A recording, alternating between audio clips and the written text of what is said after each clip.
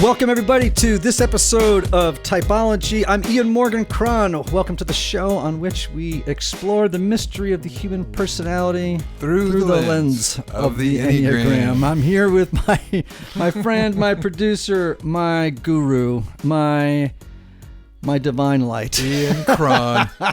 Anthony Skinner. How are you doing? I'm good, man. Awesome. I'm good. Good. I'm Good. excited about who we have on the show today. Me too. And I'm excited about what we did last night. Yes. Right? Yes, that's right. The porch. The porch hang. The porch hang. Yeah. Right? Yes. Which our guest regularly attends. That's right. Yeah. That's right. Let's talk about the porch. So here's how it works, right? I have this friend Lance, right? And he and I randomly just started doing this, right? We invite a group of guys, and we don't tell each other who's inviting who, right? So I don't know what 3 or 4 people he's inviting. I don't tell him what 3 or 4 people I'm inviting. And then people come to my porch, and we bring very expensive cigars. Right. And I buy really top-end bourbons, right? I can't drink, but I can watch. I can be the designated driver. And we just sit and we just kvetch, right? We just sort of talk all night, right? And now the funny thing is, but though I have to say about not knowing who each other are inviting, because sometimes, like interesting, fairly well-known people show up on the porch. Yes, right. That's right. Yep. Like I've had a couple of surprise moments up there, and in the interest of confidentiality, I'm not going to drop names, but I've had a few moments like, what? Yeah. Show up on my porch, and vice versa for Lance. But I'm always worried that I'm going to invite somebody that had an affair with the wife of somebody on his team on my porch, having either a reconciliation or a boxing match on the porch, or you robbed me of my business blind 10 years ago, and I didn't know you were going to. Anyway, it is pretty all great. ends of the spectrum. I mean, you never know who's going to be. It is all ends of the spectrum. And there have been some cool moments, right? Because inevitably there's like a cool question that emerges and from your notebook. I do. I have a note. Well, it's true. Hold on a second. Just to, the question people should know, doesn't come I have a notebook of questions. Right. Because I think questions are so powerful. And for years and years and years, I have collected questions. Like that is a big thing for me, man. Like to me, a beautiful question is something that like makes my heart sing. Oh, totally agree. A great question. Even if I can't answer it, it doesn't matter. It's just too good to be true if it's a great question. I think the right question is oftentimes better than the best advice, right? Oh yeah, totally. Because it's troubling. It gets it gets under your skin and stays there a long time. Answers bounce off my forehead, but like a good question sticks me in the eye. Yeah. What? Anyway, so today's guest is a regular on the porch, CJ Casciotta, or as I like to say, Casciotta, all the way from Nashville, Tennessee, via East Meadow, Long Island, near my hometown in Connecticut, right across the water. This is, of course, my good friend. You said water so well, by the way. Water. Like a true Northeastern. Well, how did I say it? Water. Water. Yeah. Not water or... Not water. No. Water. Yeah, water. Yeah. You got to say it like a little bit. You got to give it a little bit of the Goodfellas thing. Exactly. Like water. I was very impressed by your pronunciation. Thank you. I appreciate it. So CJ Casciotta, author of the new book, Get Weird, Discover the Surprising Secret to Making a Difference, an Enneagram Four. Boy, that's a big surprise for a guy who wrote a book called Get Weird. Anthony, did you hear that? I did hear that. Yeah. A 4 running a book called Get. Is it a Major memoir? shocker. Go figure. Is it a memoir? It pretty much is. There you go. Well, man, I love this book. And of course, it's really fun to have you here because, sometimes you have people on the show you don't know, and it's like one thing, but it's great when you have friends that are on and you can, really dig into their psyches because you know where their vulnerabilities are. So glad to be on. Well, do you like the porch? Here we go. I love the porch. Do you like the porch nights? I'm pro porch. Pro porch. I'm pro porch. There's a lot of stuff going on in this world right now. Everybody's either, on one side or the other. Can we all just agree? Porch is good. The porch is good. Porch is good. Porch is good, yeah. Atsuniki Cigars, Woodford Reserve, and prying questions from me about your personal lives. All right, so I'm going to ask the question that this is your first book, right? Yes. Okay, so, and how many interviews have you done so far? A lot. Okay, so they all work. Can I just say that there's a couple of questions you are always going to get. Okay. First one is, so, CJ, why did you write this book? Right. Right. But actually, today I'm actually going to ask that question because it's germane to our conversation about the Enneagram and about fours. And it's actually, this show is not just for fours. This show actually is for everybody. Yes. Part of the message here is that, all of us have a bit of weird, right? Mm-hmm. Sure. Right. And we don't want any of us to tamp that down in the interest of anything else. So tell me why you wrote it. No, you hit the nail on the head. Okay, let's move on to the next question. And good night, everybody. No, what's funny is the worst piece of feedback I could get on the book is that, this is for creatives only, or this is for people who think they are weird. And what I'm trying to do is sort of push all of us as a culture into recognizing that each of us has a spark of the divine, of the unique, of the out there, of the supernatural. In fact, this sounds like such the most cliche. I wrote a book about weird, and here's the Oxford Dictionary definition of the word weird. But I didn't know it until I started writing. Weird suggests the supernatural. That's actually part of the definition, and that's a lot. That's a way weightier definition than I think we give that word credit for. Weird. Suggesting the supernatural. It suggests the supernatural. I don't think I've ever heard. That's in the dictionary. Really? Mm-hmm. And so you start there and you go, okay, well, gosh, what does that mean? To suggest the supernatural with our lives and with our personality. And so for fours, it kind of comes naturally, right? We sort of just are comfortable going, I'm a little different. I'm a little out there. Well, we kind of actually bask in it. We live in that sort of space all day long. What this book is trying to do is help some of the others who may not know quite what to do with their inherent misfitness, right? And so what I try and do is kind of hold their hand in as a four and go, this is actually what it's like to be in sort of foreland, and here's some of the good things that you can adopt as well as somebody who might not. I hope an accountant picks up this book and by the end of it goes, oh my goodness, I am actually wildly imaginative and wildly creative. So you say on this, I'm looking at the back cover, and it says, knowing what makes you weird is the best thing you can offer your art, your business, your friends, your family, and yourself. Tell me, what does that mean? Well, I think, just from if you want to look at like brass tacks, even as a business or an artist, you go, okay, positioning, brand positioning, right? How are we unique? How are we purposefully different? And so what ends up happening a lot in our culture is we begin rubbernecking, sort of looking to the left and looking to the right and going, oh, they seem to be killing it over there. They seem to be doing this over there. And what we need to do, especially as the marketplace gets more and more saturated with things that kind of look like each other, is go, well, what's unique about our people? And if you're just kind of going solo at whatever you're doing in life, whether you're an artist or an entrepreneur or a freelancer, you go, well, what's inherently unique about my identity? And if I can sort of live and create out of that space, then that's my biggest advantage. And I don't think we default to that. I think a lot of us are sort of shy or afraid of discovering what's truly different about us. So I guess what I'm asking there too then is or what I'm hearing you suggesting is that people tamp down their weirdness in service to fitting in. Yeah. And thinking that, if I just sort of copy the guy next to me or the woman next to me who happens to be really killing it, then I can mimic their success. I mean, you're kind of, by the way, undermining the entire self-help business productivity world right now, but that's all right. Which is interesting. My mission in life, right? Yeah, as a four. Yeah, as a four. But what I find so interesting about it and so cool about it is what you're saying is that you're a person's quote unquote weirdness, right? Their particular the crooked timber from which they are made, right? Holds the key to really maybe that which will best propel them through life professionally and personally. Yeah. What is Crooked Timber an Ian Cron original? No, that's a line from a great piece of poetry. That's beautiful. I love that. Well, thank you. I would take credit for it, but no, Crooked. That's a great way to put that. Yeah. So, what was it that propelled you to write that book?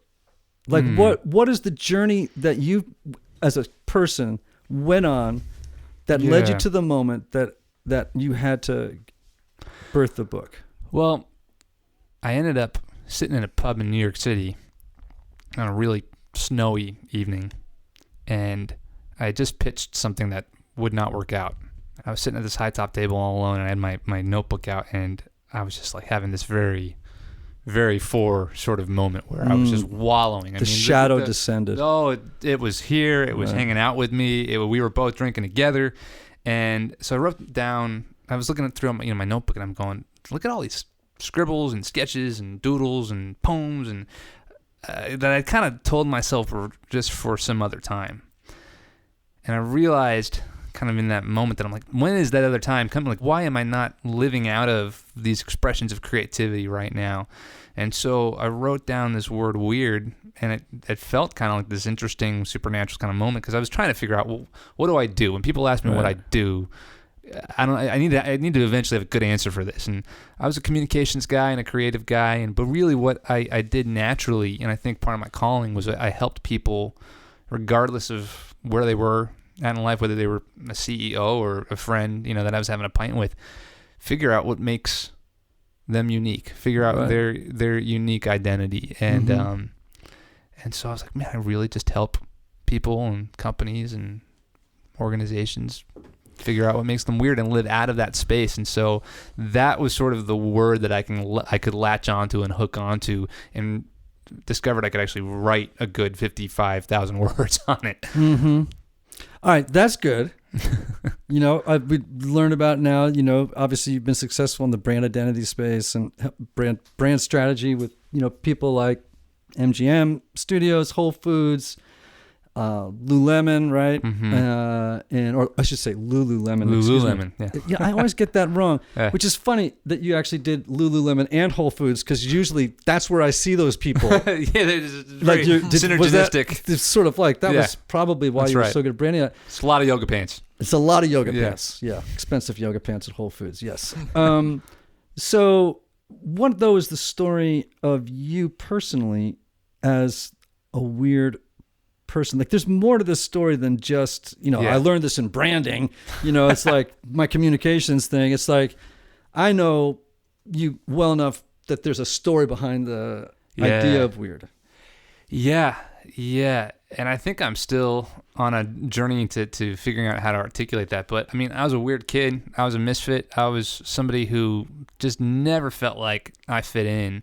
And I feel like I was sort of sold a bag of goods that said, if you want to succeed in life, you're going to have to fit in. You're going to have to conform to a pattern. You're going to have to check off a box. You're going to have to do really well on a standardized test. And that just never was me. And I thought kind of the big sort of aha, pull the wool kind of over your eyes for a moment was when I graduated. I graduated college, I think like 2008. And so it was right when the recession hit. And I couldn't believe, I was the only one in my class of friends who graduated who actually had a full-time job. Everybody was like working at Starbucks and stuff. And I got in to a gig like by the skin of my teeth. But we all sort of felt like we were sold this bag of goods of like, all right, so we went through this process of literally trying to conform to a pattern or fit inside a grid. And then we arrive at adulthood, and all of a sudden people are asking us, well, how can you stick out? How can you sort of innovate? How can you create something new and different and out of the box? And I went, I don't know. I was taught the exact opposite for 18 years. So again, it's funny how I even can kind of like dovetail back into talking about career stuff. But I think probably the deeper narrative is that I'm becoming more and more comfortable in my unique self. And that was probably one of the most surprising things in writing the book, was realizing how personal the finished product actually was versus a book where I was taking case studies from sort of out there and in the world and culture. Right. That's kind of how I thought I was going to start it. And then I end it and I go, wow, this is really my story from childhood till now, with a couple of outside case studies kind of interlaced. Could the alternative thing be title for this book be leveraging my foreignness for success? No, because I think I have a line in the book that says, I don't think I'm supposed to teach other people how to be really successful. I think I'm supposed to remind them that they're okay. Right? What does that mean, okay?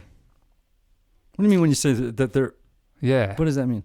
I think beneath okay is this understanding that regardless of what happens externally, that there's, as Meister Eckhart says, there's a place in your soul where you've never been wounded, that you're loved unconditionally.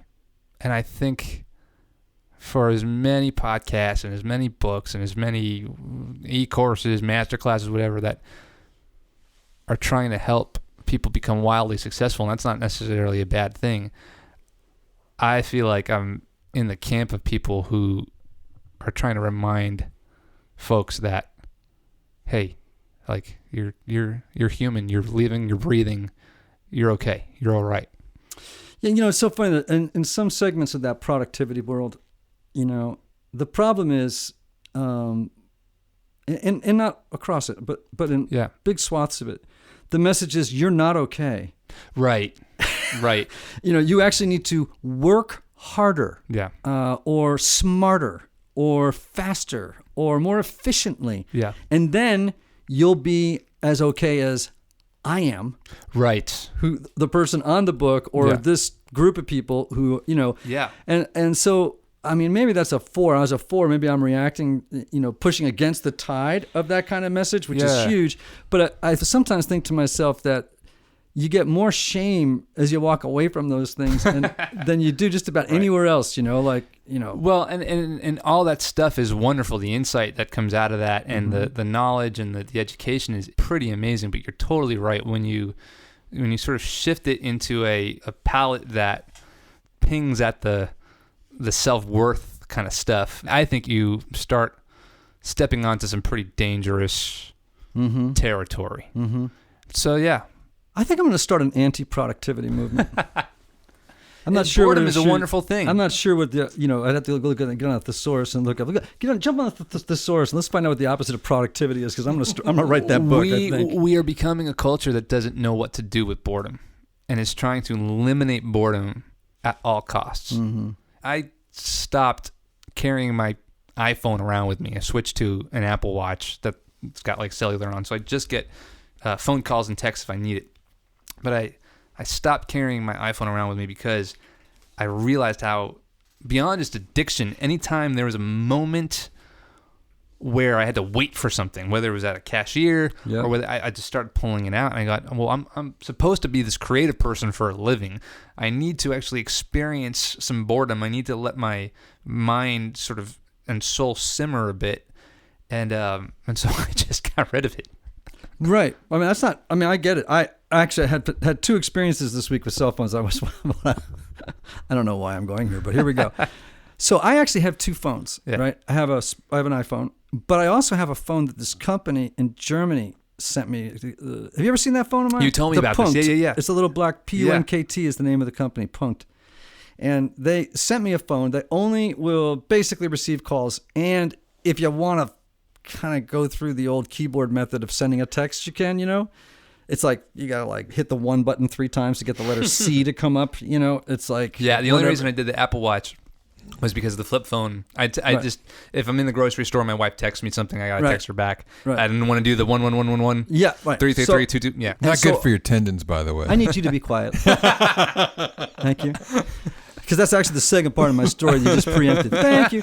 So I have this one phone, so I leave my smartphone home a lot for that very reason, which is I think I'm learning, people are forgetting how to pay attention to that which is asking their attention, right, which is called life. So I do something similar. But then the other day I went and I bought the new, not the Max iPhone, but the iPhone XR, right? And I have discovered I just bought a second iPad. It is gigantic. It's like the amount of real estate that these devices are beginning to take up in our in our lives is, the physical unit itself is beginning to reveal itself to how much it wants to take over our lives in general. I stopped caring about the upgrades once all the letters came in. The X372. I don't have room for all the consonants in the alphabet. We have a mutual friend, Matthew Perryman Jones, right? And he was on the show recently, and great artist. And Anthony, did you see his cell phone when he was here? Yeah, it was like old school. He's got like an iPhone 5 or something. It's like the screen is all cracked, and there's like soda sticking on the side. And like lunch from 2 years ago is in the little, earphone jack. Right. I don't know what, but it made me admire him. Good on that for doing that. So when we come back, I'm going to jump in even more closely onto some Enneagram stuff. But first, I want to talk about one of the sponsors of our show, which is Restoring the Soul, our good friend Michael Cusick. For over 15 years, Michael has helped some of the world's biggest brands. Actually, I'm now reading by accident your copy. I was going to say, did he go to my website? I thought I was reading the copy for Restoring the Soul. Let me just do it that way. That intro For 15 years, Michael has helped some of the world's biggest brands discover their unique identity through week-long blocks of therapy. I guess we both use the same productivity. See this guy. Course. Woo! This guy you're going to leave not only feeling better about yourself, but you're going to have a logo too. All right. Oh, man. Gosh. Restoring the Soul. Here it is. My friend Michael Cusick is one of the best therapists I know. Go back and listen to some of the programs here on Typology that he and I have done together. He's got this outfit in Colorado for more than 20 years. He and his group, Restoring the Soul, have been working with people in these intensives, like half-day blocks over 1 or 2 week periods of time because, and I know this as a therapist, you can go to therapy every single week for 50 minutes and you'll get a lot out of it. But sometimes if your life is really on fire, you don't have 2 years of 50 minutes a week.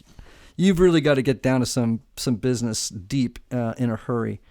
And if that's the case, then I'm just telling you, Restoring the Soul is the place that you need to check out in Denver, Colorado. Because, again, you can't experience the depth of breakthrough you might want to in just the course of a regular therapeutic relationship. So these guys have been doing it for nearly 20 years. If you want to get out of the rut you're in and you can't wait months to do it, you need to call Restoring the Soul today for a free consultation. I know the number by heart because he's my friend, 303-932-9777. And you can learn about their intensive counseling process.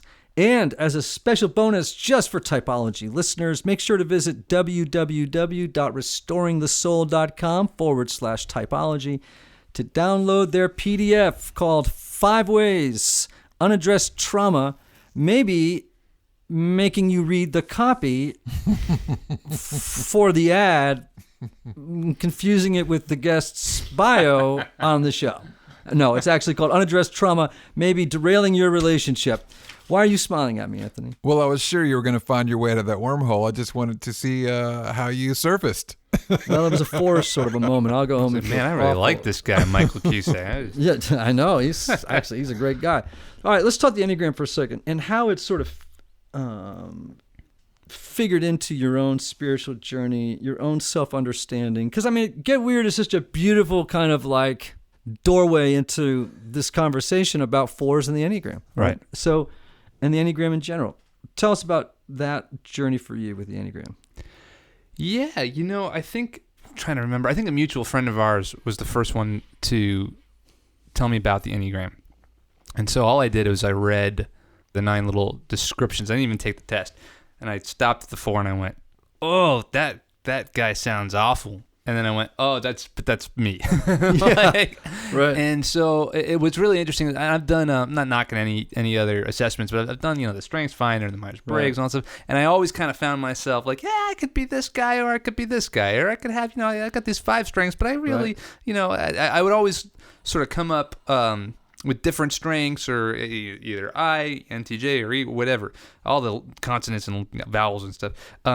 With the Enneagram, is the first thing. I think it's the only thing, and I think it is because it's such a soulful sort of grid for how you kind of go throughout life. I went, all right, I could probably take that thing 100 times and still come out a 4. And so it's been a pretty tried and true compass for me, and it's given me a lot of language and sort of context to explain myself. Now, I think you and I have talked about this, in the past. The danger and the challenge is to not make that your identity, not to go, oh, well, I'm just this way because I'm a freaking number, Right.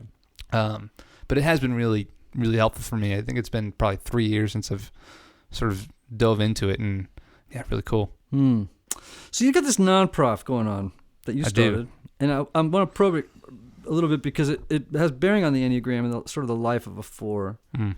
Because we had 2 conversations of many that stand out to me in my mind as being sort of iconically 4. Tell people what the non-prof is. Yeah, so what we're doing is we're taking the heart of the book, and the biggest piece of feedback I've gotten from the book from people is kids need to know this message, or I need to share this with my kids. And so we've started this thing called Ring Beller, which is it's a nonprofit that puts video curriculum in elementary schools with the purpose of teaching kids the intersection of creativity and empathy, or imagination and kindness. And so it's the idea that every human being is pre-installed with the ability to imagine, with the ability to be creative.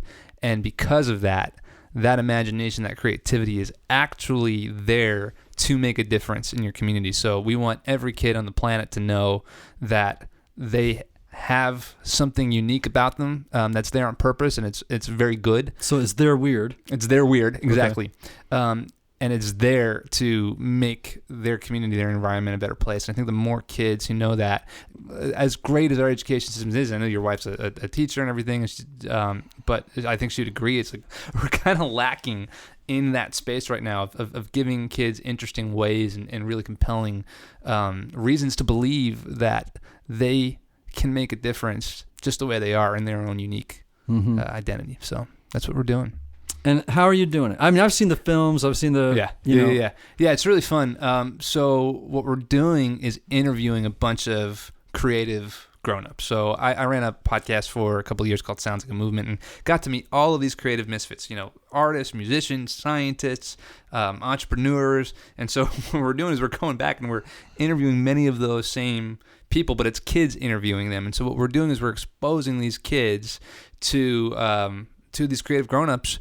And for many of these kids, it's the first time that they get to, realize that, oh my goodness, that's a job. I could actually do that for a living. And the reality is we live in a pretty broken society where a lot of kids, they don't have a grown-up figure in their life who can say to them, who look them in the eye and go, I believe in you. There's a lot of role models out there, but, a lot of times kids are looking at the wrong results, that these celebrities sort of take on. What I want to do is expose a kid to a really creative, imaginative grown-up who's working hard to make a difference in their community. And I want that grown-up, through the power of video, to be able to look that kid in the eye and go, and you can do that too. You can use whatever is inside your imagination to do that as well. Okay, so that's... Oh, sorry. No. So we're basically calling it Mr. Rogers meets Ted. Well, that's good. Yeah. So you said something a few minutes ago. You said something to the effect of, we grow up feeling this tremendous need to conform. And at one level, that's a good thing, right? Because, if that's why we have stop signs. And well, they're more like guidelines. Right. Well, that's because from your Long Island. And most of the rest of the country, that's been New on Jersey. the Long Island. Let's be clear. That's New Jersey. Okay. All right. So, but my point is that, so there is some level of socialization that's appropriate, so that we, all get along and don't kill each other. But along the way, our educational system and other things, right? The conformity becomes sort of like, you got to make a lot of cookies, right? Yeah. You got to have a process, right? A plant.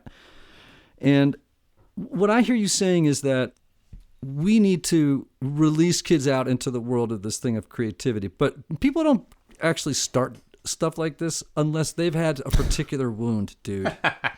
Oh, we're going to talk about that. Well, yeah. So what is it in you? What, as a 4, right? And I've never met a 4 who didn't birth something either beautiful or destructive from their wound. right? Yeah. Or both. So nice. what is your journey that has led you to want to do this for kids? I think I was really misunderstood. Yeah, why? Why were you misunderstood? Because I like to have conversations with grown-ups. I was very interested in grown-up things. I literally, there's a story in the book where my dad takes me to see Peter Pan on Broadway when I'm like 6 or 7 years old, and we're on the train ride home, and I'm saying, Dad, don't BS me. Like, tell me how these guys are all flying around there. And he goes, well, it's a harness and pulley system. And so I go, all right, but then where's the store? Like, how can we, like, let's put it in. You're saying this technology exists. Why can't? And he just was laughing the whole time. And I couldn't get it through my mind why we couldn't actually buy that material and just rig it up in the backyard, right. And put on our own, off Broadway, because we were, 45 minutes outside of New York City, so we'd technically be off Broadway production of off Broadway, off Broadway, yeah. But yeah, and I just don't think a lot of kids were busy playing video games, and I wanted to play in reality, So what was that like? Was that were you marginalized for that? Were you? Yeah, I mean, totally, definitely. I felt like a loner. I felt like I really didn't belong, and always knowing that adulthood was on the horizon, and it was something I just sort of needed to keep on sailing to, and eventually did. It's funny, I graduated high school, and I moved out to California and went to college, and it was like a whole new world, and it was like all that stuff just sort of vanished, and I met people who were serious about creating things and making a difference, and so where the heck, were you guys my whole life? But you weren't in East Meadow. No, certainly not. And what was really interesting is we moved when I was 10 or 11 years old to a suburb of New York City that was kind of borderline rural. It was really interesting. It was the place where a lot of guys and families who worked in Manhattan would go because it was quaint and there was apples all around and the leaves were turning and there were farms and stuff, and it was affordable too. So what that created was this really weird sort of juxtaposition of, you had kids in school who grew up in that area, so they're all these like backcountry kids, and then you had families who were trying to get their kids out of gangs, out of the projects, out of New York City, and the moms and dads would still be working these working class jobs. They would commute into the city. Right. But then you had me, this little, creative kid who wanted to be a director and a media maker and a writer, sitting in the middle of like these backwood kids and, these guys who just got out of a gang and going, I don't know, I don't fit in any of these, any of these contexts. So that was my childhood in a nutshell. Before that, though, when we were in Long Island, East Meadow, Long Island, I was there from like 0 to 10, 0 to 11. I was like the king of the streets, man. We went from sidewalks to no. Oh, I'm telling you, I had my little Hammerhead 10-speed bike, and it was great. Those were really, really happy times. But then something kind of shifted when we went from sidewalks to no sidewalks, when we moved when I was 10 or 11. And I would say from 11 to really graduating high school, I was like, when can I get out of here? Right. I'm thinking about Carl Jung's great quote where he says, you are not what happened to you. You are what you choose to become. Right. And I'm always reminding myself and other fours, but people in general, it's a universal principle. But fours, I think, just feel this sort of stuff more acutely, which is people tend to identify themselves with a particular version of themselves in history, some historical memory of themselves, and they kind of get stuck in it. Like, I'm the kid who's, my identity is child of the alcoholic dad, or, whatever your thing is, whatever your narrative is. And then you get sort of locked into this sort of self-created,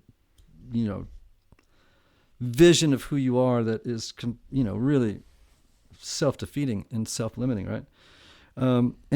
But I think for fours in particular, to hear the message, because they, all fours generally have this sort of view of this past that was, loaded up with a particular form of suffering, and they make their identity gets sort of organized around that suffering. And it's like, you're not what happened to you. You know, you are who you choose to become. Yeah. Right. I always identified with Charlie Brown. There's just this, if there was ever a cartoon that was a 4, it was Charlie Brown. But you're right. It's the proclivity to go, this just must be the way things work out for me. And to have that become this sort of, this cycling narrative that's really hard to get out of. It's a really good point. Yeah, it's so important to learn how to drop the storyline. Yeah. You have to learn to drop the storyline. And some people, Don Miller was on the show not long ago, and I told him about this Mo Willems quote where it says, like, if you find yourself... I love Mo Willems, by the way. Yeah, so it's like, if you find yourself in the wrong story, leave. Yeah. You know, which is a great... That's great. That's a great line. If you find yourself in the wrong story, leave. By the way, there is nobody writing for kids like Mo Willems right now. I mean, he is just the man. What's your favorite Mo Willems book for kids? Anything Elephant Piggy is just, you know, you can't go wrong. Man. Every time I read a Mo Willems book for the first time to my kid, I'm like laughing hysterically halfway through. He's like, Dad, what's the big deal? I'm like, this is genuinely funny. So you've worked with a lot of companies.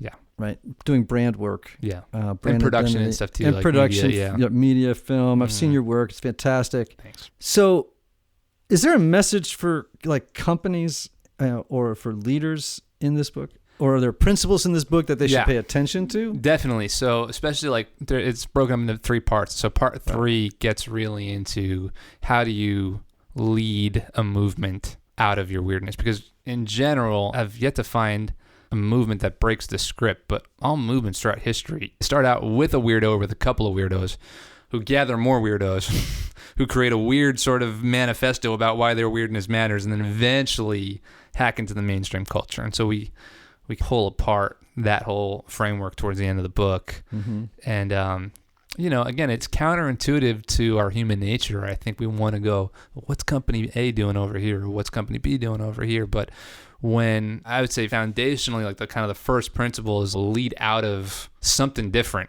And then secondarily, it's, that different thing is probably not going to come out of a half hour, whatever it is, brainstorm meeting. It's probably not going to be a thing. It's going to be the people that you have around you in your team. Because as we all know, everybody is created, scientifically, right? Everybody's got this unique strand of DNA. So if everybody suggests the supernatural just by breathing, just by existing, the good thing about being a company or an organization is you've hopefully got a couple of weirdos on your staff.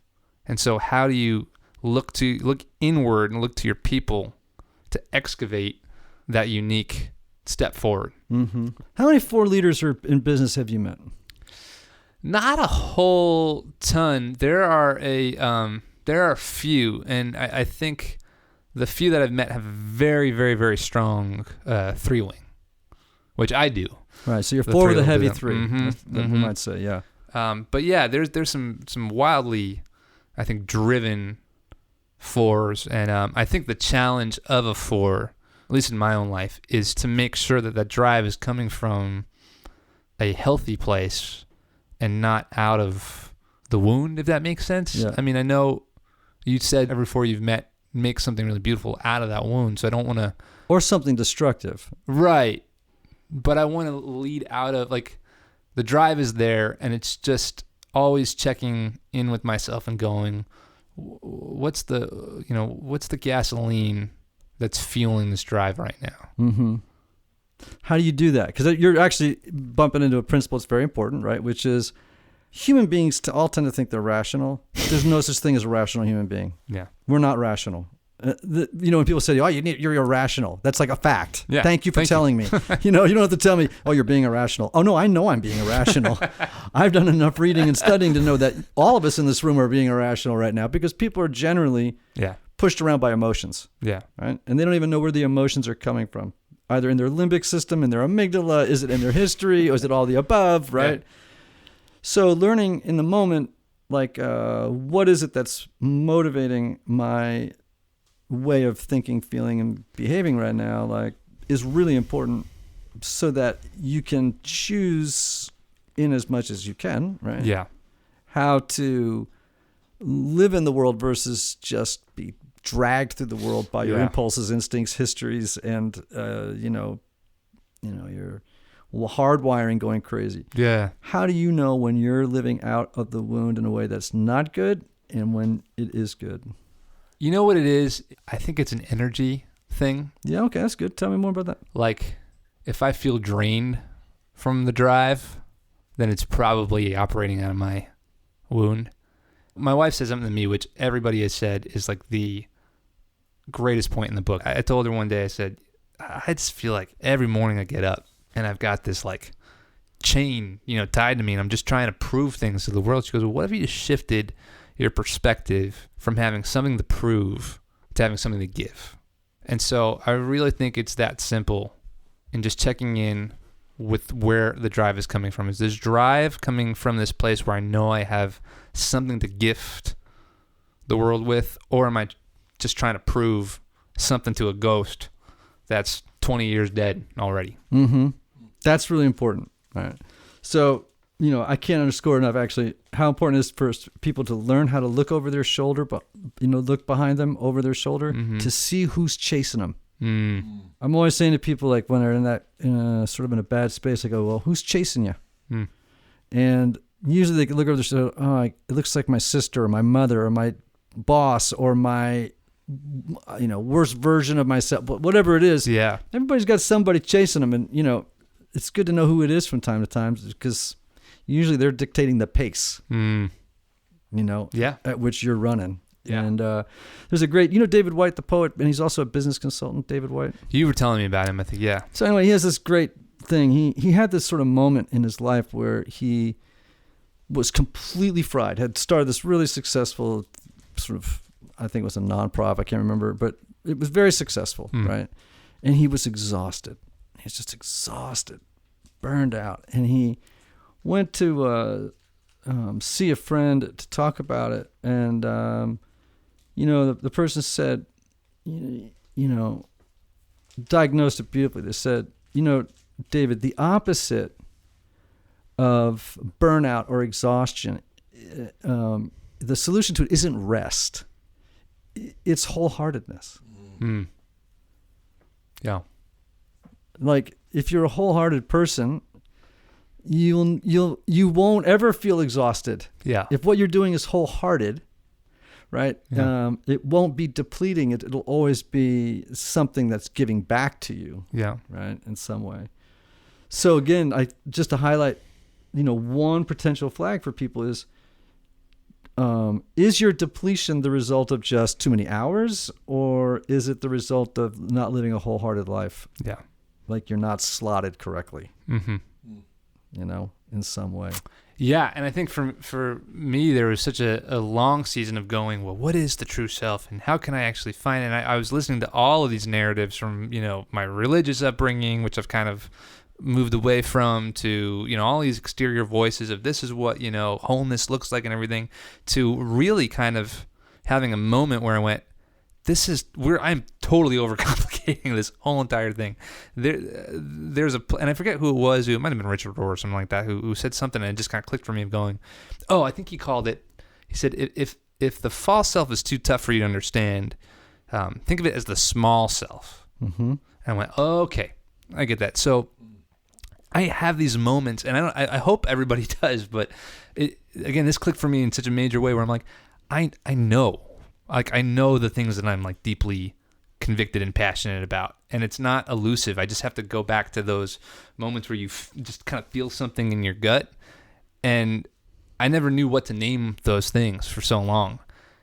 But now that I'm like, oh yeah, there are these moments where like the world is shut out. I'm gonna care about these things. I'm gonna be driven to make these things happen, simply because like I can't not do those things, and I know what they are. Now that I can identify those a lot easier, go, okay, how do I make sure that I'm feeling that way most of the time versus playing the tapes that have often played over and over again. Again, that are 20, 15, however many years old, that aren't necessarily reality anymore. Well, that's beautifully said. This whole true self, false self thing is something I've wrestled with for so long, and I get it intuitively as to what it means. But it's very, very tricky landscape, really. And what I'm hearing you say is that that sort of level of satisfaction, or it comes with alignment. Yeah. And it can even be discontent, you know what I mean? Sure. But it's different than like a discontent that goes, oh, I want more material stuff. It's this kind of underlining, this needs to be fixed, and I'm willing to suffer for that. Say that again? This needs to be fixed. I'm actually willing to suffer for that. So you're looking at kids that are feeling weird, these little Four wannabes in the world, and you're like, this needs to be fixed. This is worth suffering for that. Is that what you just said? Yeah, and I'm eating my words as I'm saying it, because it's starting a nonprofit's super easy. By the way, I recommend that everybody do it. But yeah, and not just the kids who feel that way, but also the kids who, and this is where we get so caught up. It's like also the kids who feel really normal and are doing all the things that society sort of tells them to do.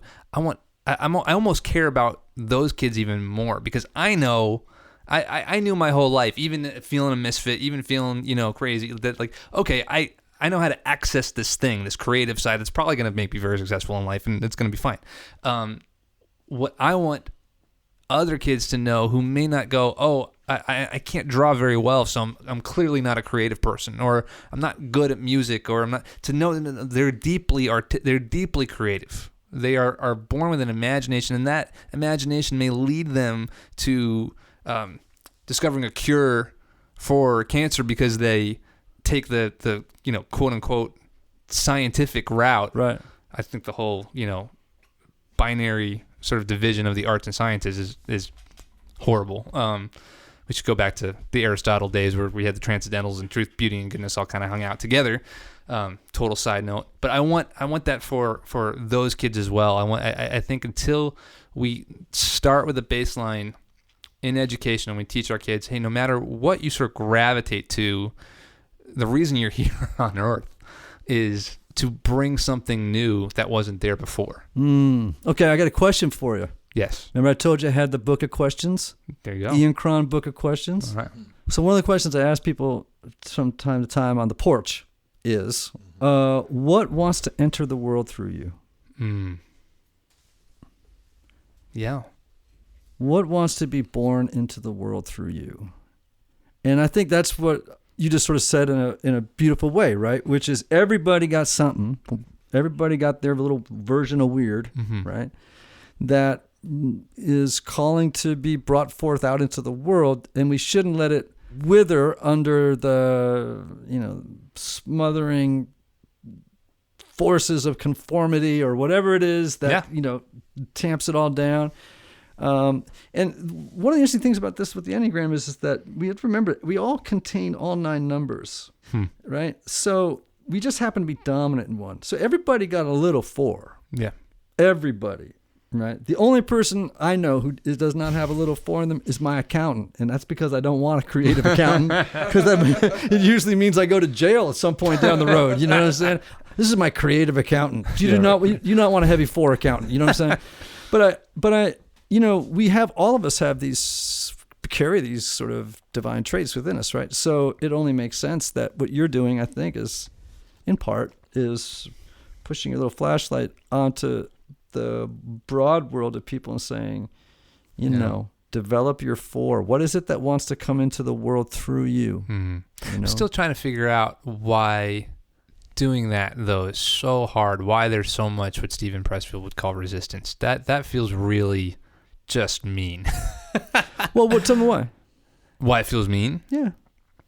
Because if everybody had no impedance to bringing what they were supposed to bring to the world, I think we'd have a lot more of it. Well, yeah. I mean, part of the problem is that, we're born into a world, and we come in as pure consciousness, right? With our little gifts and our little idiosyncrasies, right? And we get a message very early on that there are parts of us that are incompatible with what our culture, family, and everybody wants from us. And if we want to get loved and, fed and all that other stuff, then we need to really amputate parts of our genuine selves away, right? Or to hide them and conform to what others want us to do and be, so we can be part of a tribe, be part of the herd, and we don't get thrown out. These are just that's the survival stuff, right? It's not necessarily bad. It's just sort of a bad consequence of a necessary socialization pattern. Right.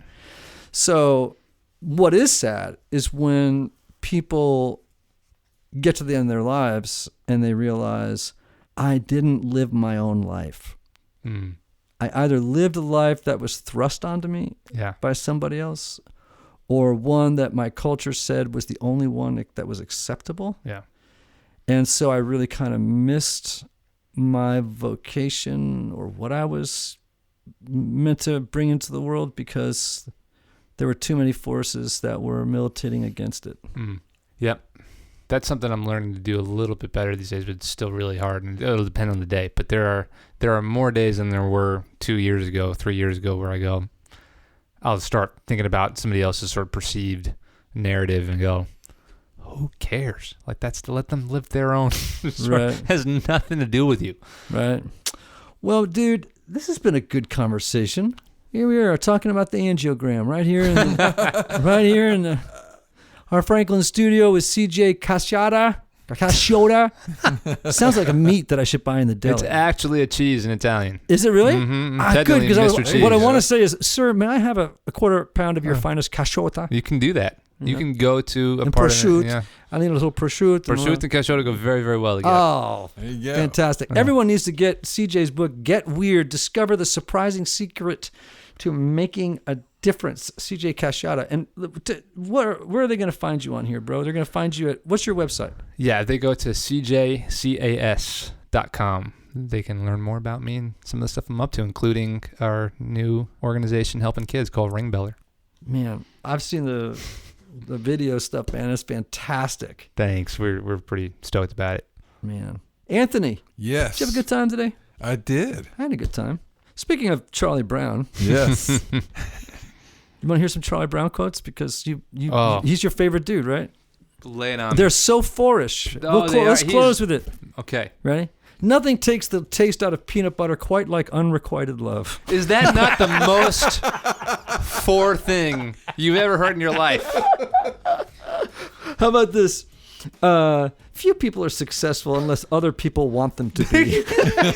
I'll tell you, I actually might be the way I am because I just was exposed to way too much Charlie Brown as a kid.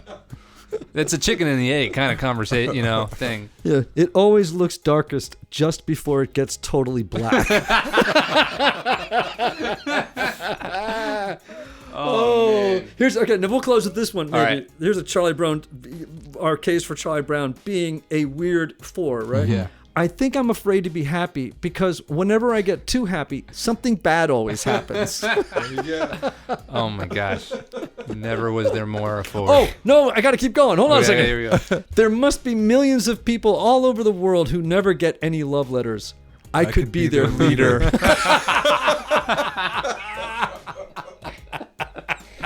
Well, oh man. Words from a famous four, Charlie Brown. There you go. Our good friend CJ, thank you, brother. Love your new book, Get Weird. Anthony, take us home, Ian. You know what I'm going to say. In the words of the great Oscar Wilde, be yourself. Everybody else is already taken. Oh, already taken. That was weird.